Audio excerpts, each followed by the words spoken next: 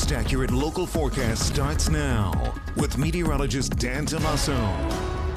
Last 2 days, very isolated amounts of heavy rainfall have plagued the mid-state. Now, again, most areas you may be saying, what rain? But if you were reports in northern and central York County earlier today, very heavy rain fell in about a 2-hour time period, upwards of 3 inches or more of rainfall happening just northwest of York City in the Dover area. That extended up through New Cumberland in eastern Cumberland County and eventually closer to Harrisburg and just west to Hummelstown and Hershey. Meanwhile, another cluster was right over parts of the higher terrain of northern Franklin County, extreme western Cumberland County. And now the focus is west of the mid-state over some of the Allegheny Mountains. And we zoom in a little bit closer and show you there's a lot of lightning with some of those slow-moving storms, but this is over an hour and they're not moving very much. So to the east, the areas that already did have rain, it's pretty quiet right now, but we'll wait and see how much of this survives the mountains coming out of Huntington County. So just south of Mount Union, a good cluster of lightning there. Also north of Broad Top, some lightning, and near Bedford. Bedford now has a flash flood warning for how slow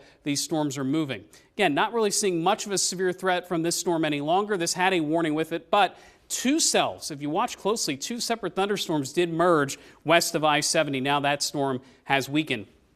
Lots of tall clouds out there. It looks like it could rain at some point here this evening, but so far not much going on near the Harrisburg area or Lancaster. We'll see if that holds through tonight, but some of these storms could linger through about midnight, 1 a.m. But I think after that, there's too much stability coming our way overnight to see too much of this activity keep on going. The tallest clouds are located to our west over parts of Blair, Huntington, and Bedford counties. That's where the action remains. Temperatures have dropped to 72 in Altoona thanks to that rain, but to the east of the mountains, we are still easily into the middle and upper 80s. So it's hot. It's also humid. The dew points are pretty ripe. When we see dew point temperatures in the mid 70s, that usually leads to these very efficient rain-making storms. So through this evening, if we do see any rainfall, it will cool us even more than this. But right now we're calling for upper 70s through the next several hours, if not into the mid 80s in our warmest locations through the next hour or two. So looking ahead through this evening, this precision cast forecast does bring in some of the storm activity before fading it.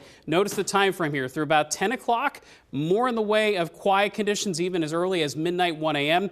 But as I mentioned, some of this activity could linger, and we likely do this all over again heading into tomorrow. So there's enough humidity, there's enough warmth here that we are seeing some issues in terms of training thunderstorms, some heavy downpours.